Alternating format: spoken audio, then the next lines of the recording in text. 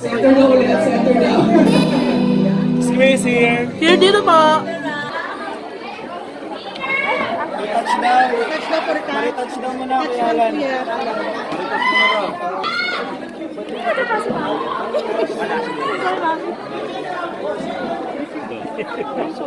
po yan.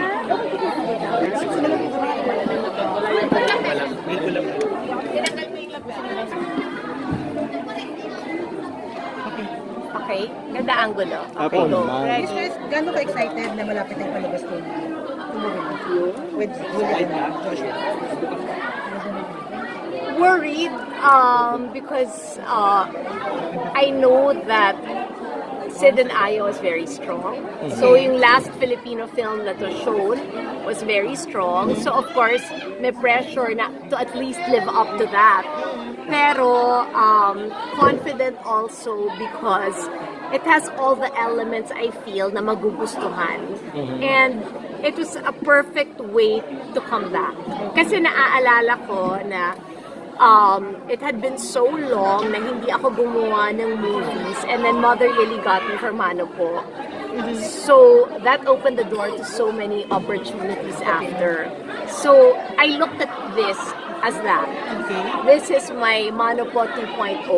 Okay. So sinabi ko na, nung binabasa ko, sinabi ko na this is the only point in my life that I will be comfortable with this character and that I can portray her, si Sasha, na maniniwala kayo sa akin.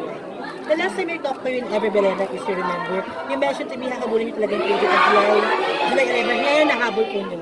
How does it feel now? No, actually, nag-move, di ba? Yeah. We were supposed to be earlier, but hindi talaga kaya. As in talagang, and I think, binigay din naman ng Star Cinema the opportunity, di ba? To give people something that they would look forward to watching. And binigay din naman kasi na maganda yung lalong napaganda yung story. And I think, sa dami ng napagdaanan nila at ko, bago at during the shoot, Okay. lalong lumalim ang mga characterization namin. Kasi di ba parang, how will you give a good performance if you yourself don't believe in your character? So I think during the journey of our shooting, all of us came to believe. Masyado ka daw na-apektuhan dun sa character mo dito sa Yes. I Love You Hater. Hindi, And because it has something to do to say about forgiveness. Hindi. Without revealing too much also, kasi papagalitan nila ako, spoiler alert, but there were moments there with a father. With a father dito na who already has Alzheimer's. So, una mother yon. And ako talaga yung nagsabing hindi ko kaya kung mom may sakit. Oo, talagang I really said, hindi pwedeng mom. I'm sorry. I could not. So sinabi ko, is it okay if the character becomes a father? So, Kasi kung mom, parang I felt it would exploit too much what I had to go through. And yung kahit na sabihin nyo na 9 years na, my mom will always be my mom. So I felt na I could portray this. And kasi she spent her entire life wanting recognition from her father. So nung binasa ko na ito sa mother, sabi ko, no, hindi talaga. So pinaglaban ko and they understood. Doon ako bilib kay Inang. Inang Olive kasi understands that there are certain things that an actress will be capable of doing and won't be capable of doing. So, pero hindi ko alam na that scene with the father now was supposed to be a scene of acceptance lang. Hindi ko alam it would affect me that deeply. And there was just one line that paulit-ulit yung sinasabi na talagang hindi ko talaga kinaya. And I guess I'm allowed to say that line because the father says, alagaan mo si Sasha kasi malapit na kaming mag-reunion sa langit ng nanay mo. So, yun lang, and none of them thought I would react that much and that much and to that extent. And even I did not think that yung words na yun pala would have so much meaning to me. So, it became so real. Miss Chris, kasi we talk about love and forgiveness about this movie. Sa mga taong nasaktan ka, forgive mo na ba sila?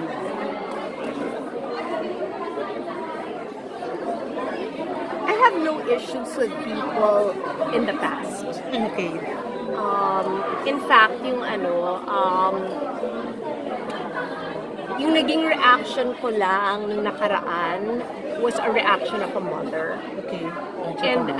But I also know na whatever Bim's reaction is comes from what he sees from me. So kailangan niyang maramdaman na okay na ako. And we had a long talk about that. After that scene with the father, Okay. kinausap ko siya. And then I said that people don't know what we've been through. And let's keep it that way. Sabi ko, but you have to grow up at some point and accept what it was and accept what happened. But I can't force you. Okay. But please don't ever feel them na this is a choice. Na it's a test of your loyalty towards me because I will never question it. But I wanted to comfort you. Kinausap ko siya ng gano'n. Kinausap ko siya as an adult. And sinabi ko, darating yan. Of course, in English. I'm sorry. But I said that it will come, but it has to come from me. But if you're worried about me, I'm okay. Okay. And since I'm okay, I keep praying you will be okay. Ma'am, a big revelation kanina po yung sinabi niya about Mayor Herbert. Are you okay now or not okay now after telling it to the press? Nangamusta siya sa akin. Sinabi ko, Happy Father's Day. Tapos meron siyang mga follow-up. Hindi na ako sumagot. Bakit po? Kasi marami po mga lumabas, di ba, na we're together, watching movie together. We did! Oo! Opo, And I opo. thought I was okay with that. But I was not okay with his reaction. Kasi sinabi ko sa kanya, bakit uncomfortable ka? Kahit magkaibigan na lang tayo ngayon, bakit uncomfortable ka na pinapansin tayo ng tao? So, may issue ako about that. Na there's a part of me that feels he wasn't proud of me. So, yun. So, I'll clarify, we're not enemies. And he knows I will never be his enemy. He also knows na I will forever be grateful kasi when nobody was there and when everybody thought I would be nothing, he went out of his way to make sure makatayo ako. Tapos, kinailangan tanungin ko, ginawa mo ba yon because you cared? Or ginawa mo ba yon dahil feeling mo may atraso ka sa akin? And sinabi niya all of the above. So, I think ngayon, nasabi ko na I'm already in an okay place. And siya lang kasi yung nakakapagparamdam pa sa akin na may mali sa akin. So sabi ko, for me to not feel that, I have to not talk to him. Kasi why will I continue to entertain that when it took so long? It was a 2-year journey to get here again. And kung sa personal may ganun pa akong nararamdaman, di ba nga sinabi ko na there are just some people na kailangan mong mahalin from a distance na lang. And hindi na ako naniniwala sa somewhere down the road. Miss Chris, taking from, yung sinabi nila Joshua, yung closure. Masasabi ba ni merong closure? Closure na po ba? May question. Kailangan ba ng closure or yung chance pa naman to continue?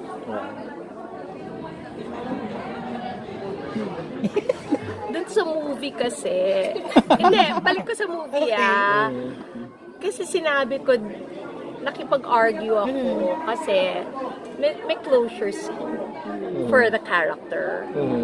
And sinabi kasi sa akin na kailangan daw yun. And sinabi ko, sa totoong buhay, minsan hindi naman nabibigay sa iyo eh. So bakit kailangan? Tapos sinabi sa akin nila direct, sabi nila, gawin mo na lang please. And this is the first time sabi ko, oh my God, I'm really getting old. But the director's calling me ate. Sabi niya, ate, favor, gawin mo na lang please. Hindi pa namin na-shoot. Sabi niya, gawin mo to para sa lahat ng babae na hinahanap at kailangan ito. So, yung sagot ko sa inyo, yes, I think you do need it, but you can't force it. Pero Miss Chris, could you and Mayor closure na ba kailangan? Or well, is it a chance na pwedeng, let's say, maayos, Maricon. Closure in your heart, closure or a conflict? Magagalit siya sa akin for saying too much. So, I'm trying my best not to say too much. Hindi, kasi when he was in Europe with his children and the mother of his children, I think in order to reassure me, he was texting at nangangamusta and all and keeping in touch. And I felt, hindi naman kailangan kasi sinabi ko, time nito eh. Hindi ko naman hinihingi na ibigay mo ba to sa akin. And then, syempre nangyari pa yung lahat ng nangyaring mga political na issue. And so, and I said, this should not be your battle. And stay away from me. Sabi ko kasi, ang layo pa ng pupuntahan mo in politics. So, an association with me now is not beneficial to you. So, hindi, and I'm just being super honest with all of you, okay. This is coming from someone who knows political realities. And that's when I realized, I've really grown up. Kasi parang, nagkaroon ng realization na naisip ko yung kung anong makakabuti sa kanya at kung anong hindi makakabuti sa kanya. And at this point, wag na siyang ma-identify muna with me. Kasi, the last name I carry is divisive. And for someone who might seek higher office and need the whole nation, di ba? I don't want to be a mabigat. But Pero di are ba, you Miss depriving Chris? yourself of your own happiness by that? Pero di ba bongga yun? Na kaya kong gawin na ngayon. Oh, yes. I think di ba bongga yun? I think that shows maturity. No. Because no, yung ano. But you're hurting. No, but I can look at the bigger picture. And that's the change in me. Kasi kinailangan kong pagdaanan everything I went through and everything that I had to build from zero in order for me to look at things from a wider perspective. Okay, pero hindi ka ba naniniwala na if you really love someone, dapat kaya mong pagpalit?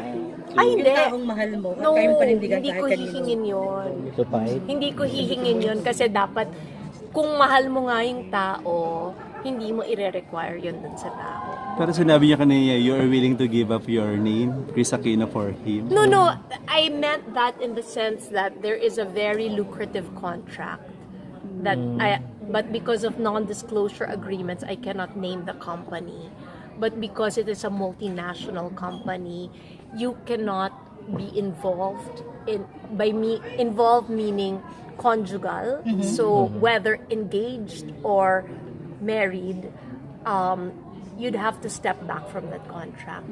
And I had put it on the table because ito yung renewal time nun. And yun ang sinasabi ko lang na nag-offer naman ako. Nasabi kong kaya kong hindi pirmahan yan. And yung sinasabi kong yun, 14 years ang pinagsamahan ko doon. So, kasi alam ko din naman ayoko mag-violate ng kontrata. And ayoko na mapahiya sa kanila. Pero, yun nga, yun ang ano. So, that in that context ko sinabi na kaya kong isang tabi. Kasi, yun nga, there are realities. And there are realities that we all should accept about this job we have. Diba? And there are very strict endorsement realities. Miss Chris, isa pang... Okay. Ayaw nila. Oh. Baka Yes, mag-viral, last. yung sinabi niyo, Mayor, this is what you're missing. Ito naman hindi naman ako nagsisinungaling. Bakit? Alam ko naman alam ko naman pag pangat ako at alam ko naman pag attractive ako. Wow. Oo. At alam ko naman kung ano itsura ko ngayon. So, Pero ni Mayor yan. May sabi niya sa'yo. hirap na hirap siyang puriin ako. Top naman. Hindi, but everybody close to me already said, magaling siya. Magaling siya kung tactician kasi wini-withhold niya sa akin. Sinabi nila magaling siya kasi daw the reason he has been able to linger is because of that. Correct. Because hindi kasi 'di ba kung every day of your life dadaan ka, sabihin, ay, ang ganda mo. Ay, ganyan. Tapos, tuloy-tuloy, di ba, pag nag-post ka, ganyan. Tapos, lahat ng di ba? Tapos, yung maririnig mo naman sa set na hindi naman akin tong production na to, di ba? So, they don't have to be nice to me. Pero, sasabihin nila, payat siya, no? Okay, At hindi mahirap angguluhan. At maririnig mo yun, di ba? At maririnig mo yun dun sa DOP na alam ko hindi nagtatrabaho for K-Cap. So, alam kong totoo. So, sabi ko, tama nga sila kasi hindi sinasabi sa akin. Okay. Gets nyo na? So, nakuha niya yung psychology ko. Ma'am, boto ba si Bimbi? You can have last three. Ma'am, boto ba si Bimbi for mayor? Mayor. Kung sakali. Ang sa kanya, basta alagaan at mahalin ako. At ang important sa kanya is, for as long as he doesn't use us, mama, and he doesn't get the hard-earned money that you have, I'm okay. But how do they get Last question along na, Miss ba? Chris. Last two, okay, How do go. they get along ba ni Bimbi at saka si Mayor? I don't know if I'm allowed to say this, but I guess I'll say it na rin. The only reason he totally has my respect is because siya nagawa niyang mag-sorry kay Bim for hurting Bim's mom Okay. without me present. Wow. Pinuntahan niya, kinausap niya at nag-sorry siya. Yung mismong tatay ni Bim hindi nagawa yun. Sinabi ni Bim. Pero si Mayor nagawa yun. Okay. What? Si Bim mismo yung nagsabi sa'yo na nag-sorry si Mayor. Siyempre, may CCTV sa bahay. At siyempre, nagtanong ako na, ano nangyari? May masama pa rin ba loob of course, ni Bimbi kayo? I don't want to speak for my son. Miss Chris, last question na lang sa akin. Okay. Miss Chris, I don't know kung you can answer this or not. Pero yung kay Mocha, are you open pag-usapan? Tungkol sa nangyari? Are you sa inyo? okay now? Okay. Oo, na pwede ba kayo? You know, if I talk about her, I give her mileage. And I worked so hard for this spotlight. Hindi, diba? Look at this. Ito, It's this. ito, It's this diba? and this. This, diba? That's why I'm telling all of you that Okay. I made my message clear. Okay. And I just did that for my parents. Okay. But, ito akin to At Oh, lahat yeah. kayong nandito, hindi nyo naman siya pupuntahan Sorry Very well Ito. said. What? Very No, well said. That's diba? true. That's So, true. why will I? Ba't ko ireregalo yung pinaghirapan ko? Yeah. Correct. I'll share it definitely with those who deserve it. Wow. Miss Chris, last would you say na sa mga nangyari na to, mas nakilala mo yung mga totoong kaibigan? Sabi mo nga, parang mahirap to connect with you now. Ay, hindi.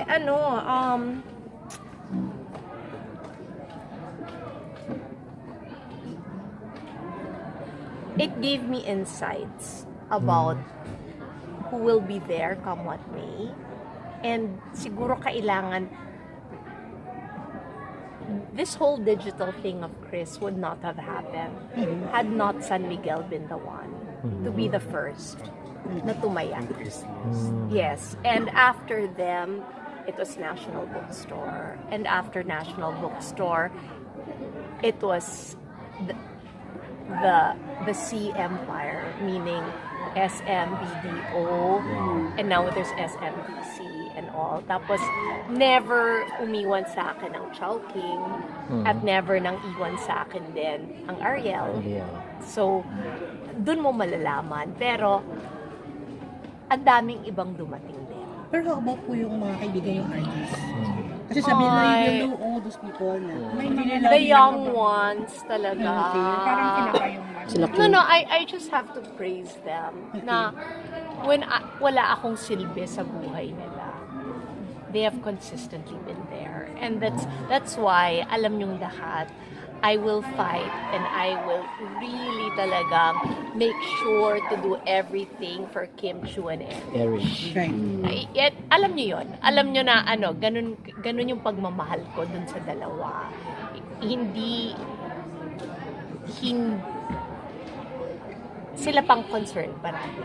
Sila yung una talaga. I mean, the older ones will understand because si Pokey, si Kay, yung iba yung pinagsamahan and because we're practically the same age, di ba? Okay, right. But etong dalawang to, sabi ko, wow, yung parang menatanim pala talaga ako with them. And then yung apart from them, people who have gone through the same thing that I had to go through. Nag-reconnect kami ni JM de Guzman. Okay. He was my friend from way back. And then, nilike niya yung isang picture. I don't know why I saw na nilike niya yung isang picture. So, finalo ko siya para ma-direct message ko siya at kinamusta ko siya. Tapos, yun. And I said, I'm so proud of you. And I'm so proud. And tapos sabi niya, coming from you, thank you pero kasi ikaw ang mas nakaka-proud. And parang sabi ko na kinailangan mong pagdaanan ang rock bottom siguro para malaman mo kung anong pinagdadaanan ng mga kailangan mag-survive. So, I have a new respect for survivors. I also have to say na I owe Luis an apology kasi nag-team angel ako. Pero Luis and I had a really good talk. Because, syempre ninyo maaalis babae ako, di ba? And si Angel also is a very special part of my life. And I was instrumental sa pagbabalikan nila. So, Luis made me realize that in every love story, there is his version and her version. And both can be happy with other people. And in a better place with other people. So, yun. Tapos, ang gusto ko is that both of them did not make me choose. Right. Kung sino lang i-friend.